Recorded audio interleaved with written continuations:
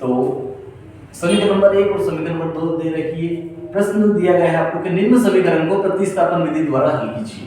तो सर्वप्रथम इसको हम पढ़ेंगे समीकरण नंबर 1 और इसको पढ़ेंगे समीकरण नंबर 2।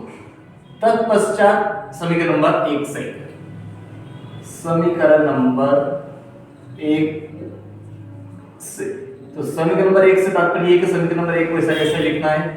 तो x प्लस y बराबर 14, ठीक है, इसका पक्षांतर करेंगे।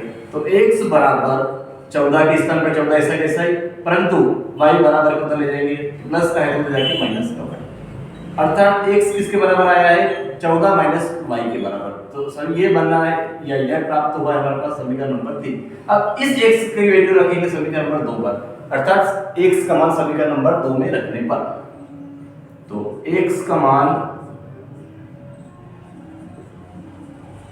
समीकरण नंबर 2 में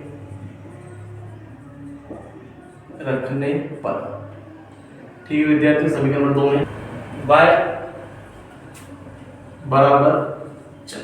हाँ, तो x की वैल्यू क्या है, x किसके बराबर आया है, x किसके बराबर आया है 14 माइनस y के। तो एक x के स्थान पर क्या रखेंगे हम, 14 माइनस y, इसके आगे माइनस y ऐसा कैसा है और बराबर 4 भी ऐसा कैसा है। अब माइनस का 1 y और माइनस का 1 y, माइनस के 2 y बराबर 4 ऐसा कैसा है, परंतु 14 बराबर कितना जाएगा, तो माइनस के 14।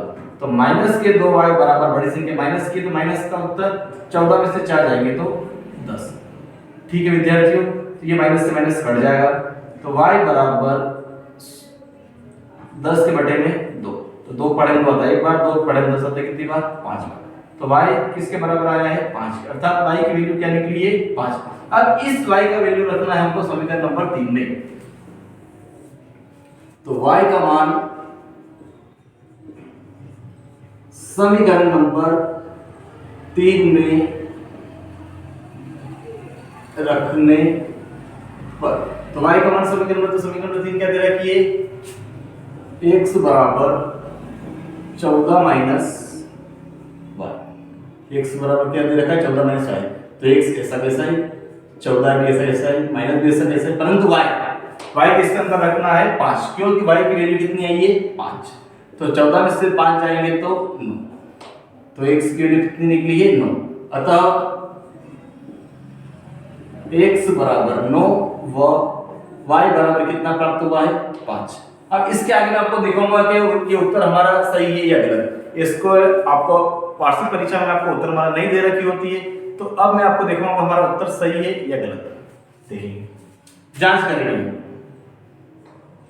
क्या करेंगे, जांच। ये जांच आप कार्य में कर सकते हैं।